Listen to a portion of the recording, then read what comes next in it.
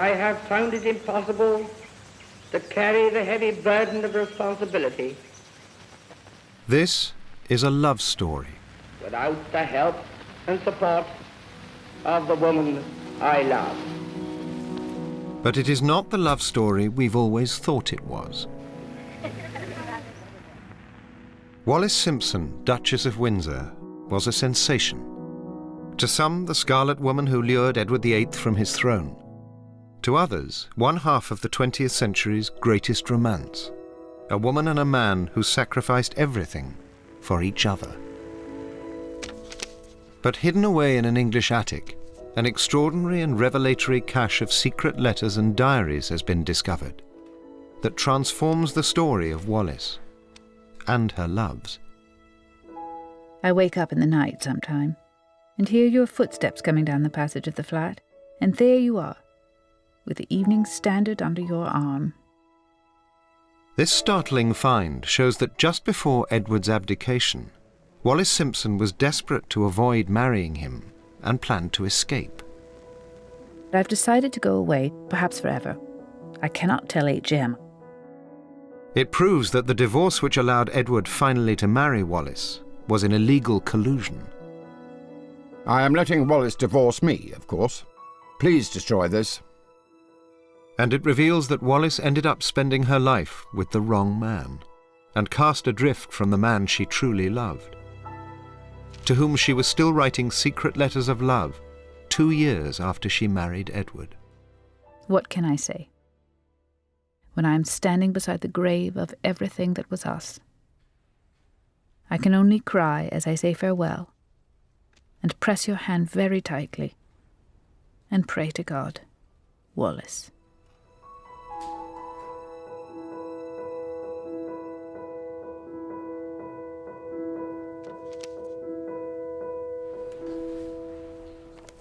This long-buried treasure trove of documents, newly discovered by Wallis Simpson's latest biographer, Anne Sebber, contains one incomparable find.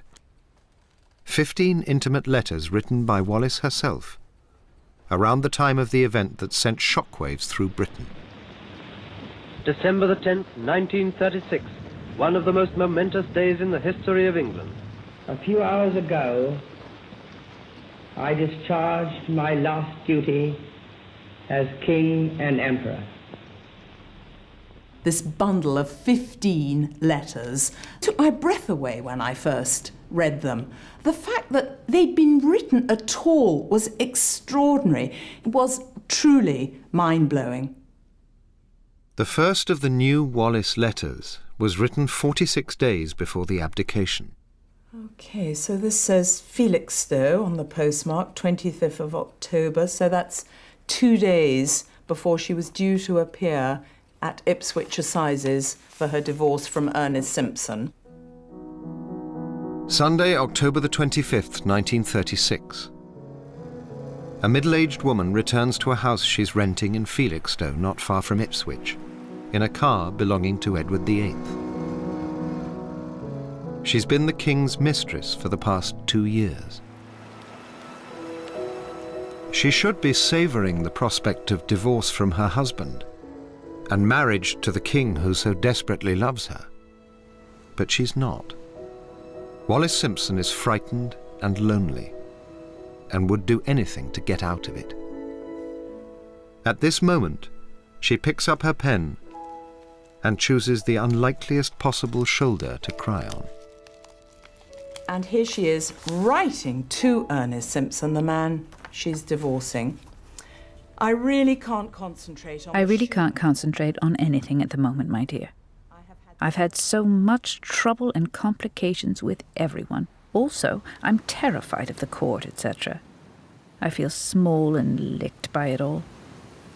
I can't think what sort of mess I'm leaving for. I'm sorry for myself, I'm sorry for the King. I hate stuffy British minds, and last but not least, I don't understand myself, which is the cause of all the misery. Give me courage. 2:15 Tuesday. Love, Wallis. I'm so lonely. Goodness me, her loneliness just shouts out to me because, of course, she was terrified. And who does she turn to in all this? She turns to Ernest, the man she's trying to divorce. Of course, she's not meant to be communicating with the man she's meant to hate because of his adultery.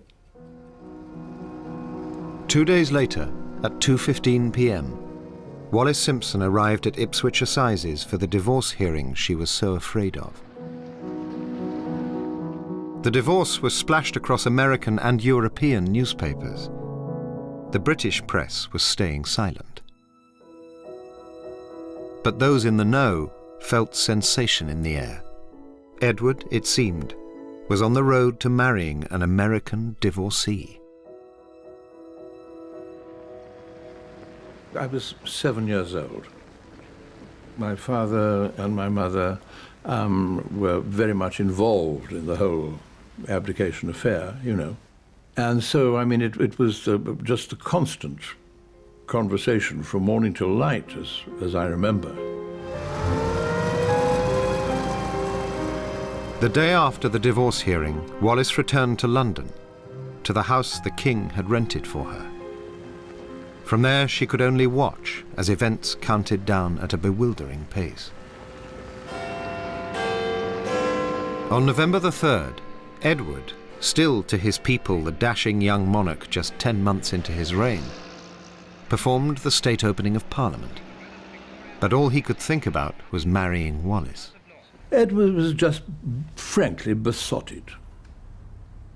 I don't think anything was going through his mind except how wonderful she was, how beautiful she was, how much he loved her, and how much he was perfectly sure all the British people would love her the moment they got to know her. His dream was that he should be crowned with Wallis Simpson by his side as the Queen. But to Edward's Prime Minister, Stanley Baldwin, the prospect of Queen Wallis was abhorrent. She was a twice-divorced American interloper. Baldwin knew that from the point of view of the British people, she was unacceptable. So he saw this was going to be quite impossible, and one way or another it had to be stopped. The Prime Minister and King were on collision course. For the first time, abdication loomed. On the last day of November, the Crystal Palace, home of the triumphal Great Exhibition of 1851, burnt down, perhaps in deference to the coming self-immolation of a king.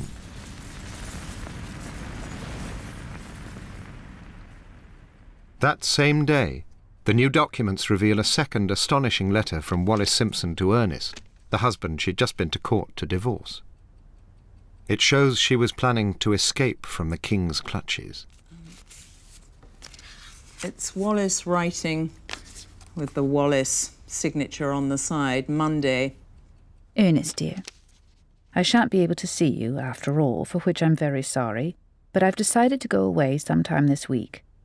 I cannot tell H.M. I'm going, because I know what would happen, so I'm really simply telling him the old search for hats story.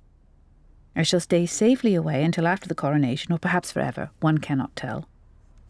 So she is desperate to get away and get out of it, and she knows that the king won't let her, so she's going to tell him that she's just going to go to Paris to buy some more hats, hoping that he'll swallow that old story. She's obviously used that one before. Please rest assured that the things in the house will all be returned to you. The house she's referring to is a house that the king had rented for her, which had become a nightmare prison for her because the photographers, the US press, were camped outside, and she couldn't even go out to have her hair done or her nails. The sort of routine that had become hers had been denied her now. So what a mess she had landed herself in. The next day, before she could make her getaway, the story of Wallis and Edward's affair finally broke in the British press. The British people recoiled. Double divorcee who's got involved with the king and who the king's going to try to marry. I mean, it was an absolute unbelievable horror. Wallis was the rabbit in the headlights. Edward rushed her to his retreat in Windsor Park. and arranged for her to be driven to France. He assigned one of his staff to guard her. Wallis had wanted to get away herself, but now she was in the king's hands. She'd lost control of her own situation. She couldn't choose any longer where she could go. So it was a terrible time. The king was absolutely beside himself losing Wallis. There were tears in his eyes as he said goodbye to her. And it was his last very emotional dinner. And poor little man, one has to sympathise for him. There he was with the woman he loved going out of his life, only temporarily, as he was certain, but still leaving him abandoned, surrounded by his enemies as he saw it, in a hostile nation. It was, for him, a very black moment. It was a hair-raising journey. The king not only lent his Buick, but also his chauffeur, and the chauffeur realised very soon that he was actually being followed. Wallis was cowering in the back with a blanket over her head, hoping she wouldn't be recognised. I mean, in 1936 we don't think of paparazzi, but that's exactly what happened. 2 days later, December the 6th, Wallis arrived at the Villa Louviers in the hills above Cannes. In letters and phone calls, she pleaded with Edward to remain king and not to abdicate just to marry her. He refused to listen. He had to have her to know that he had her and know that he was going to keep her. And the only way of ensuring that, in his mind, was to get married. But Wallis was more desperate than ever to avoid marrying Edward. She made a last-ditch attempt to escape the hangman, drafting a note to the British government which simply read, "With the deepest personal sorrow, Mrs. Simpson wishes to announce that she has abandoned any intention of marrying His Majesty." She tried very genuinely to get out of this situation, but it was too late. The king was never going to let her. I have found it impossible to carry the heavy burden of responsibility. To the outside world, Wallis had got her man. But for her, the abdication was a disaster. She was facing a life sentence with Edward. Of the woman I love. And even more unbearably, during these weeks of turmoil, she'd begun to understand that the one man she truly did love was the man she was divorcing, her husband, Ernest. How on earth had Wallis made such a monumental error? Now we all have the new king. On December the 10th, 1936, King Edward VIII's mistress, Wallis Simpson, who was now taking refuge in the south of France, listened to his abdication speech. She wept, not for him, but for herself. God save the king. For the next 4 months, she and Edward could not be together, as that could be seen under 1930s law as evidence that they'd illegally colluded in Wallis's divorce. Edward, now the Duke of Windsor, took refuge in Austria, pursued by the world's press. Wallis was isolated and frightened. And as her newly discovered letters reveal, the person she chose to seek comfort in was the man she was divorcing. And the person she blamed for her predicament was the man she was now fated to marry. Saturday, Louviers, Ernest. None of this mess and waking emptiness is of my own making. It's the new Peter Pan plan. Peter Pan, of course, is the reference to the king that she and Ernest had between them. And obviously, they had many times discussed how the king was this child who would never grow up. I miss you and worry about you. Oh dear. Wasn't life lovely, sweet and simple? Wallis. As Wallis sat trapped in her French villa, there was plenty of time to reflect on an extraordinary 8-year partnership with the husband she was leaving, and all too late, realizing she loved. She'd first met Ernest Simpson 10 years before in New York. He was half American, half English, and had fought for Britain in the First World War. He'd become, to every inch, the officer and gentleman, still fondly remembered by his family. Well, he was just a nice person to us as his great nephews. He was an extremely nice, kind uncle. As far as we were concerned, he was almost the sort of fairy godfather. For Wallis, the fairy godfather arrived at just the right time. She was separated from her first husband, Win Spencer, an American naval aviator whom she'd married when she was just 19. Marriage had seemed the escape from her childhood home in Baltimore, where life had been hard. Her father died when she was a baby. She and her mother were left dependent on rich in-laws. Later in life, Wallis's mother became a paid hostess at a club. It was really a very tough life, and she was absolutely determined that she was going to have security, and that, for a woman in Wallis's position and time, of course, had to come through a man. Ernest, too, was married, but Wallis used her wiles to get him. She focused on somebody. She made it her business to listen. It's the eye contact, partly. It's making a man feel that he's the most special person in the world. Ernest and Wallis divorced their respective spouses, and in 1928 married. Wallis wrote to her mother, I'm very fond of him, and he's kind. I can't go on wandering for the rest of my life. In earnest, Wallis had found the security she so craved. They moved to London, bought a flat, number 5 Bryanston Court, and set out to climb society's ranks. Through a mutual friend, Wallis got to know a guaranteed ladder to the very top, Lady Thelma Furness, the mistress of Edward, Prince of Wales. Edward was still in the popular view, a heroic figure. He was the dashing young prince. He was handsome. He was supremely well cut out to be the monarch. Everyone assumed that he would one day get married, settle down, have children, and show a succession. He was perfect. In January 1931, Wallis and Ernest were invited by Thelma's sister to a country house party in Leicestershire. There, awaiting, was the world's most dashing and desirable bachelor. He was completely different to any of the rest of the family before him. I mean, George V, for example, his father was, absolutely stiff, regal, all this.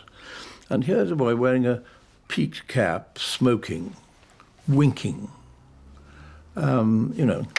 which was fine until the mid-30s. But then, by this time, suddenly he wasn't quite as young as he had been, and the winks didn't come off quite as easily as they used to. By this time, those people closest to him were getting a bit more doubtful. It was fairly clear to them that he was frivolous, irresponsible, not really prepared to do a serious job of work. Edward took a liking to Wallis, and she and Ernest became frequent guests at his weekend retreat, Fort Belvedere in Windsor Park. Then, in January 1934, Thelma Furness had to go to America. Wallis had made herself very friendly with Thelma Furness. They often had lunch at the Ritz and talked about all sorts of things. And on one of these lunches, Thelma Furness, somewhat rashly, suggested to her friend, Wallis Simpson, will you look after the little man, as he was known? And she kept a very good eye on him indeed. And, of course, she writes to her Aunt Bessie about this because it's very exciting to have the Prince of Wales drop by at Bryanston Court. I think I do amuse him. I'm the comedy relief, but I always have Ernest hanging round my neck, so all is safe. And when Thelma came back and there was another lunch together, she suddenly saw the Prince of Wales pick a lettuce leaf off his plate, and playfully Mrs. Simpson sort of slapped his hand. And everything was different. Thelma picked that up immediately with this one gesture. And her eyes met Mrs. Simpson's. And clearly, Wallis had become the prince's girl.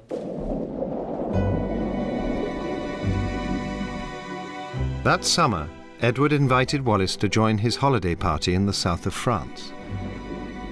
One guest observed that he followed her around like a dog. When the whirlwind of Wallis hit him, he was completely without defences. He had nothing to fall back on inside himself at all. At the end of that summer holiday, the prince slipped a velvet Cartier pouch into Wallis's hand containing a diamond and sapphire charm. And over the years, she accumulated an astonishing fortune in precious stones and elegant objects, which he laid at her feet as a tribute to her supernatural powers. My mother, and I think like so many other people in society, did think that she was a little gold digger.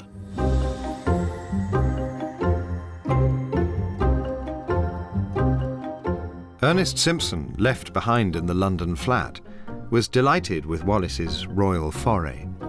He joked that she had been into the realm of Peter Pan's Neverland. He was also doing nicely from the royal connection. The story is that the Prince of Wales had some tweed specially woven for him, out of which he had made an overcoat. And my great-uncle, Ernest Simpson, is said to have very much admired it. And the Prince of Wales said, "My dear chap, you know, there is some tweed left over. You may have it." And so Ernest did, and he had an overcoat made up, which you can have a look at in due course, which is exactly the same as the one that the Prince of Wales wore. And there is, of course, slightly rude family story saying that he actually swapped his wife for an overcoat. Rather more usefully, Edward opened the door for Ernest to join his Masonic lodge, with its entree to his rich friends.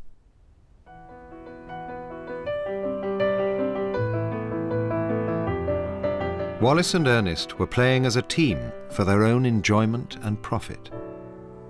The game of Royal Mistress had a clear set of rules which required Ernest's participation.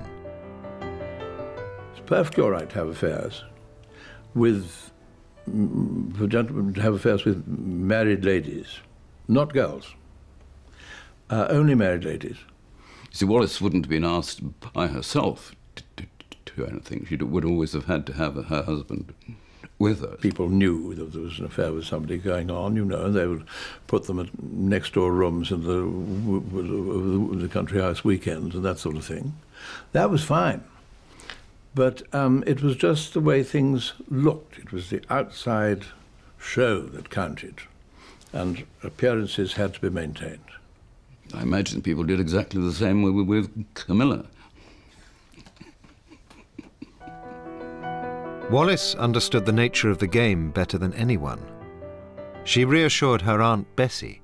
Everything will go on just the same as before, namely the three of us being the best of friends.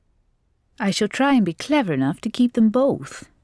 She was utterly convinced that a newer, younger model would come along and the prince would tire of her. And then she would need Ernest as her safety net. And Ernest was quite happy to play along with this. In the meantime, Wallis and Ernest were going to make hay. Royalty opening up undreamt of treats. Among the cache of new documents found by Wallis Simpson's biographer Anne Sebber is a revealing collection of letters written by Ernest to his mother back in America, recording the good times. April the 16th, 1935. My dearest one and only mother, the Prince took 2 other married couples and ourselves to the Grand National Steeplechase near Liverpool. He had a special car on the train, and we were met by a fleet of motors. We lunched in state with Lord Sefton, the owner of the course, and had a splendid view from his private stand. It was great fun.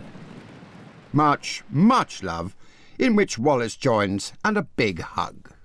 Affectionately, Ernest. But around this time, a tiny shadow began to hover over the happy triangle. Edward was showing an intensity of passion that was alarming. He started writing Wallis extraordinary love letters couched in a private, childlike language. Most of us, if our early love letters were revealed to the public, would be slightly embarrassed. This was an exceptionally virulent case. It was sickening, the infantile babishness of the correspondence. He talks about a boy and a girl. He talks about them in the third person. A boy loves a girl more and more. He talks about when we will be one, we being their initials, Wallis and Edward. And of course, there's a pun on the royal we involved in that as well. Wallis, although she responds and she writes as if she's in love, it's not the same sort of passionate outpouring as you see in his letters to her. Edward's obsession with Wallis had become overwhelming. Why has long been a mystery. Love. I mean, nobody's ever explained love. You fall in love. He did, in spades. And you can talk about love being mad. Love was an obsession for him, and he became blinded by this love. He thought she was Helen of Troy. Nobody else did. I mean, she had a face like an old boot, we thought, and very, very austere and lantern-jawed, and even at the age of 23, when it didn't turn much to turn me on, she didn't.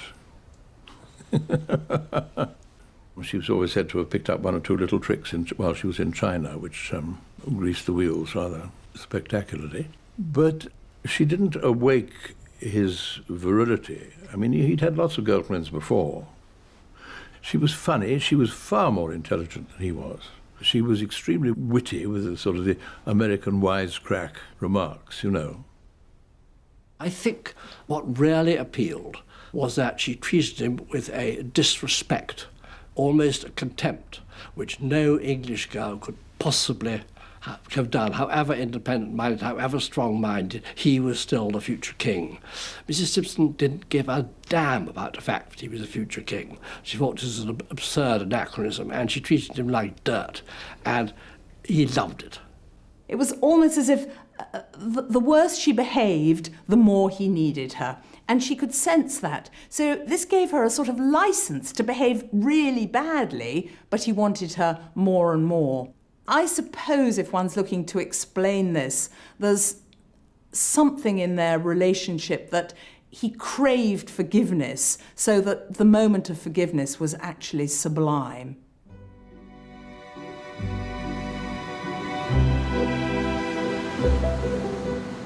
This relationship was easily visible when in 1935 Edward again invited Wallis to join him on summer holiday in the south of France.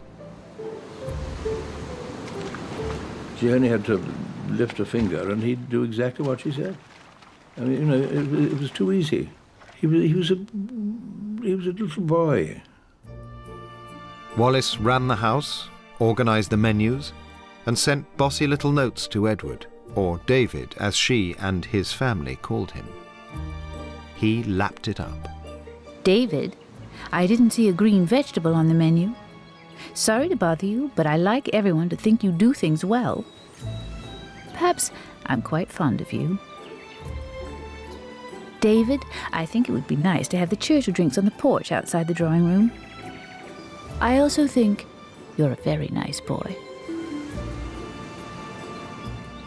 This summer holiday was Wallis's longest period of separation yet from her husband, Ernest. He went to America on business and visited Wallis's Aunt Bessie. Wallis wrote ahead to her aunt. Ernest will give you an outline of our life in London since royalty arrived. He thinks it all a great joke, and so it is. But unknown to Wallis, for Ernest, the joke was beginning to wear thin. Earlier in the year, Wallis had invited an old school friend, Mary Kirk, to London to keep Ernest company while she cavorted with Edward. Mary's marriage was falling apart, and she was at a loose end. So Wallis thinks, I know, I'll ask Mary over. Mary'll entertain Ernest. That'll keep Ernest happy. Mary and Ernest had got on well.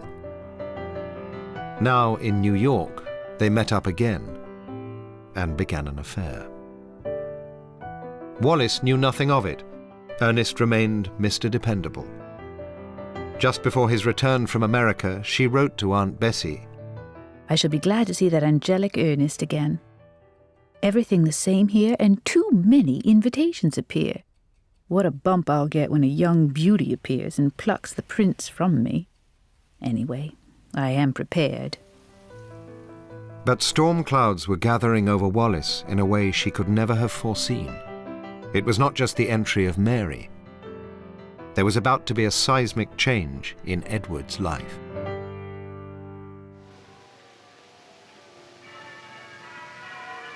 Just before midnight on January the 20th, 1936, George V died. Edward, Prince of Wales, was now King Edward VIII.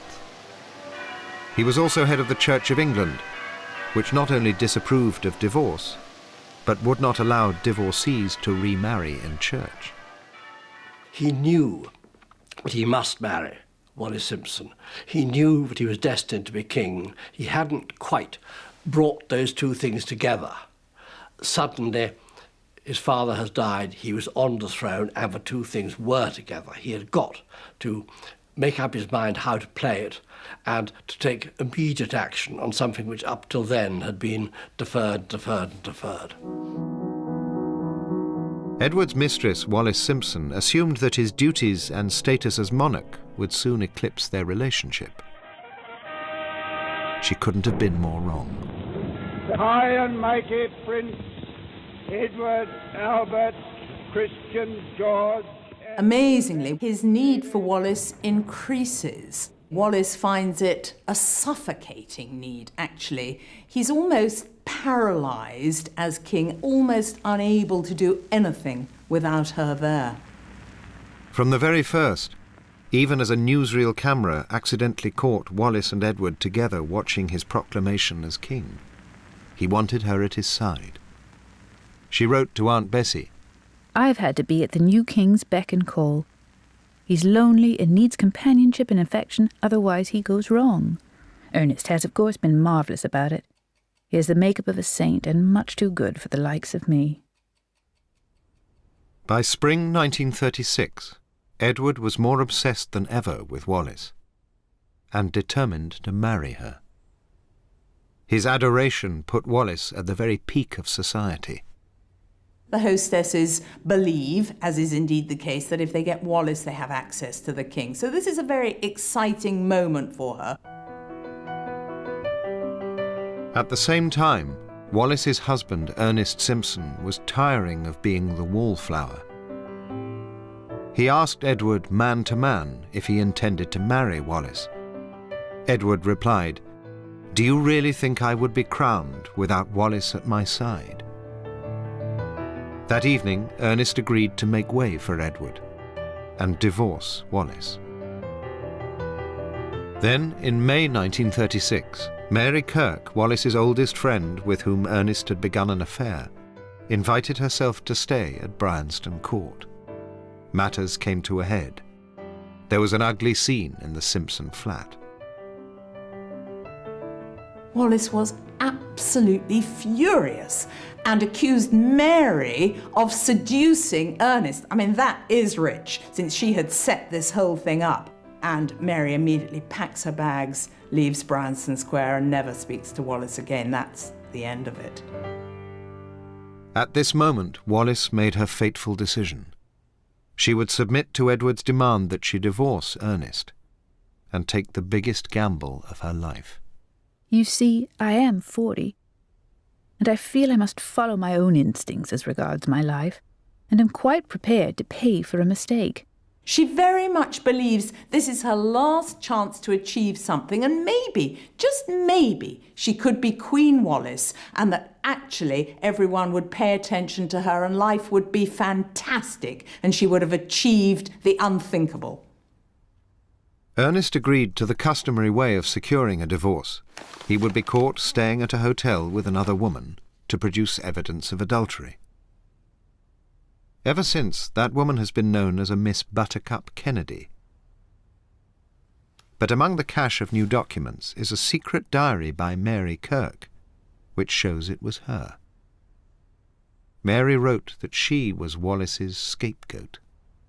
Wallis really did manipulate her. And reading Mary Kirk's diary, it's clear that Wallis now was on a slippery slope. This is the Faustian pact that Wallis had made. She was really using people. She did things like invite Mary to the opera, and then at the last minute, Wallis didn't turn up, and she would say to people, "You see, Mary's having an affair with my husband. She goes to the opera with him, and I can't go." So she was really not only manipulating people, but she was treading on people. She was absolutely using them for her own ends.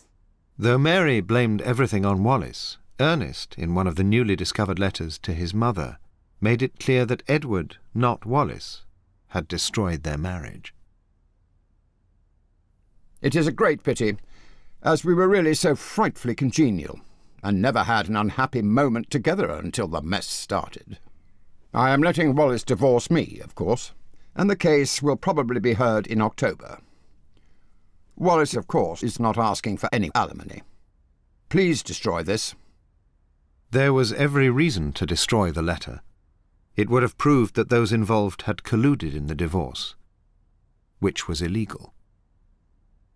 There was a genuine risk that somebody would try to bring forward evidence of complicity, which would in fact therefore have disallowed the divorce.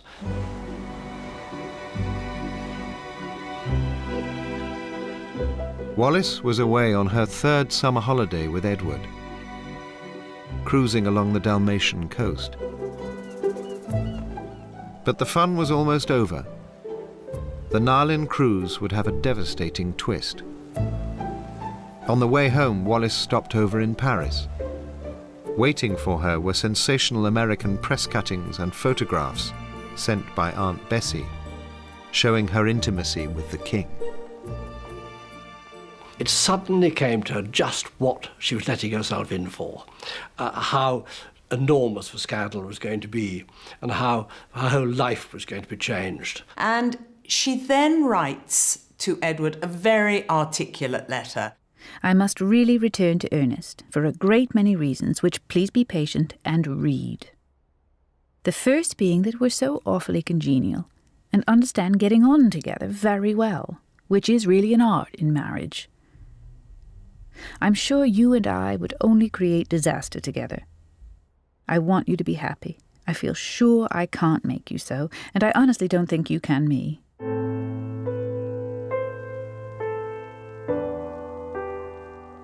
Goodbye, we all say. Wallis. The effect on Edward VIII was dramatic. He responded by threatening to slit his throat if Wallis left him. He made it quite clear that he could not contemplate for an instant the possibility of separation. He said he would kill himself. Well, of course, Wallis recognised that there was no way she could have blood on her hands. There was no going back.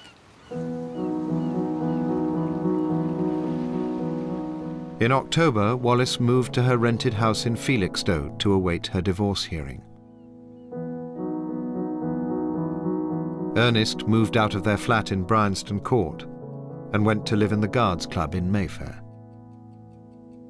From there, he wrote Wallis a letter which, despite his affair with Mary, showed where his heart still really lay.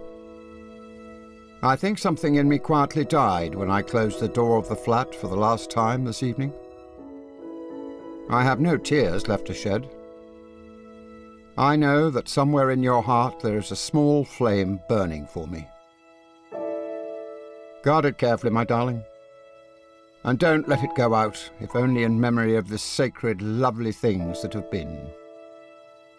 Some day, I pray God will fan it into a blaze again and bring you back to me. From Felixstowe, Wallis wrote back, with the divorce hearing flashing in front of her like a knife. Give me courage. 2:15 Tuesday. Love, Wallis. I'm so lonely. Wallis was trapped. The countdown to abdication and a lifetime saddled to Edward was underway.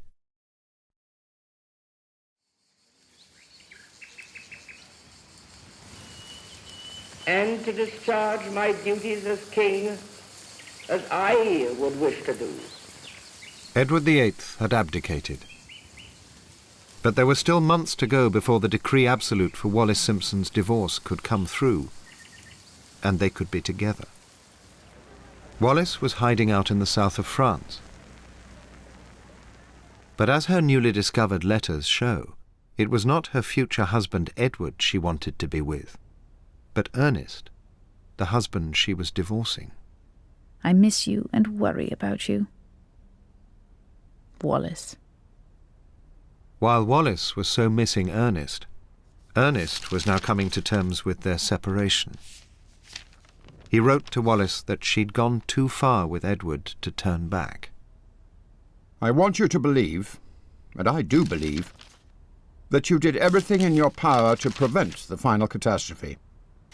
And you may rest assured that no one has felt more deeply for you than I have. And would your life ever have been the same if you had broken it off? I mean, could you possibly have settled down to the old life and forgotten the fairyland through which you had passed? My child, I do not think so.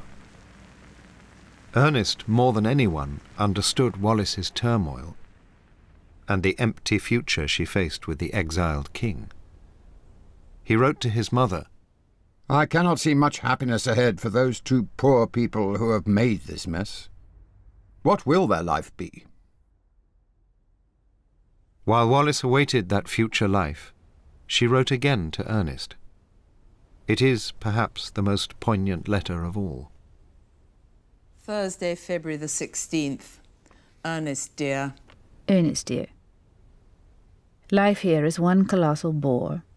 I don't go places, and I think it more dignified to be quiet. One hopes to keep the name from the papers. But even doing nothing is no protection from their intentions.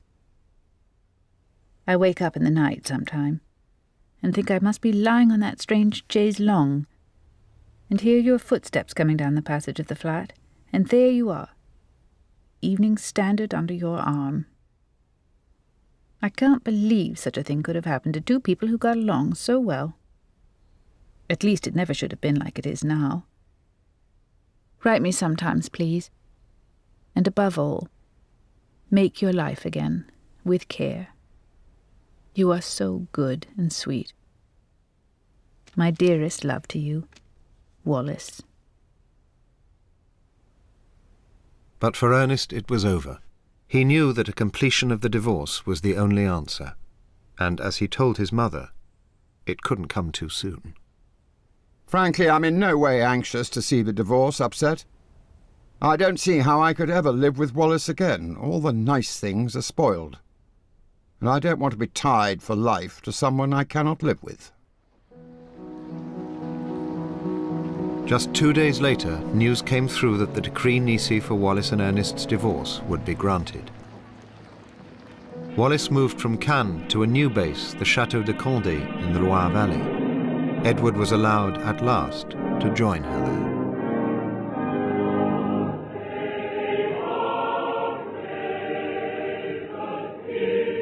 On May the 12th, 1937, came the coronation, not of Edward VIII, but of George VI.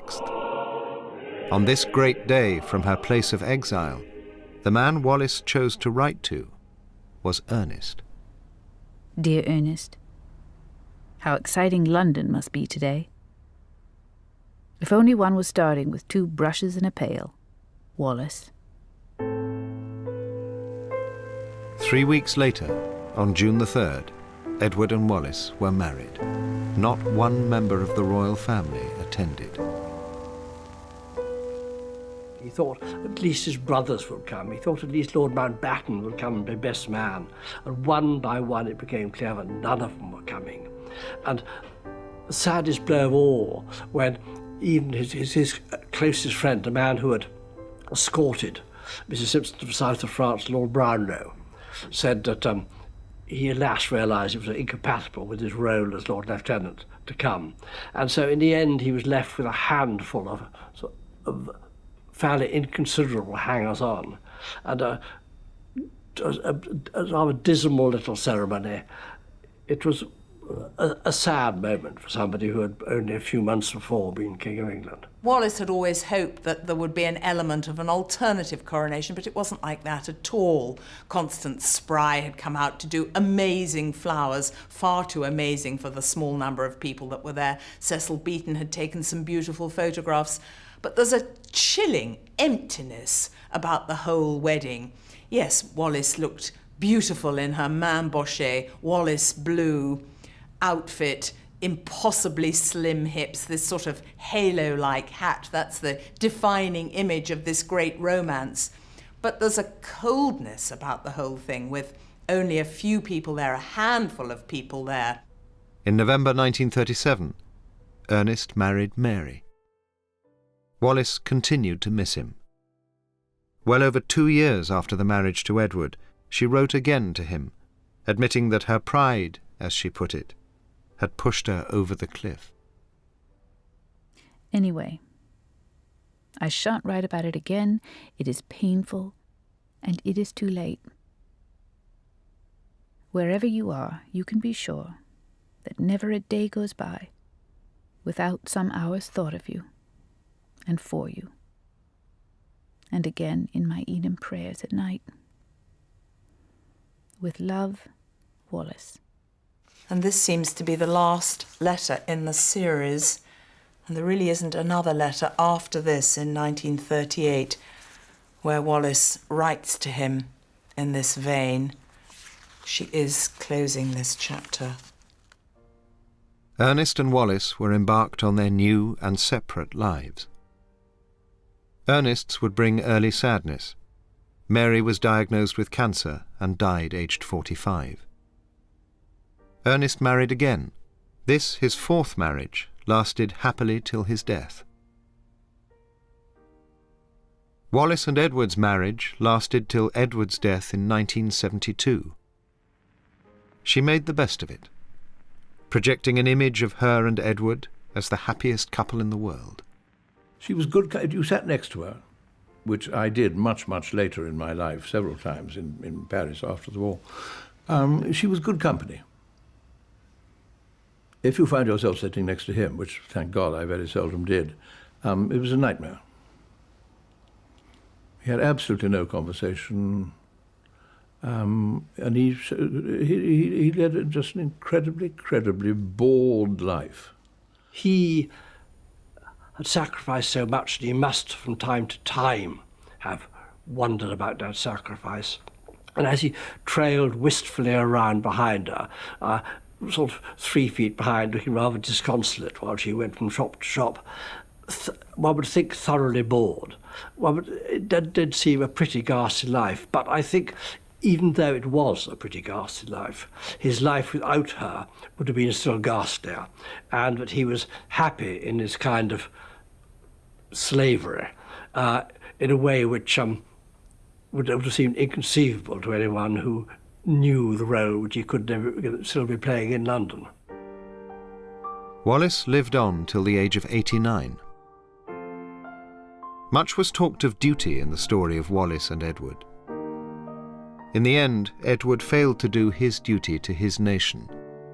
But Wallis, in sticking with him till the day he died, did hers. I think it's a lesson in be careful what you wish for. I think Wallis recognised that this was a situation she would have to live with, and for the next 36 years, she did live with it, with some nobility. One can admire her for that. 20 years later, he was totally doted on her, dependent on her. If she was at a dinner table and got up and walked out, he would, within 2 minutes, he'd be rushing after to find out what was going on. He was obsessed by her. Wallis was never obsessed by him. She did have a love in her life, but it was not Edward. I think what the new letters show is that what for so long has been perceived as the greatest, most romantic love story of the century, is actually not the love story we think it is. The real love story, which is revealed from these letters, is Wallis's love for Ernest, a man who could really offer her not just security, but security and happiness and well-being, which ultimately she realised was a quieter and deeper sort of love and worth much more than the empty life, the boredom, albeit the excitement briefly of jewels and fabulous clothes, but having to live with a man whom she privately ridiculed. Saturday, October 30th. Ernest, dear. What can I say? When I am standing beside the grave of everything that was us. Only, oh my very dear, dear Ernest, I can only cry as I say farewell, and press your hand very tightly, and pray to God, Wallis.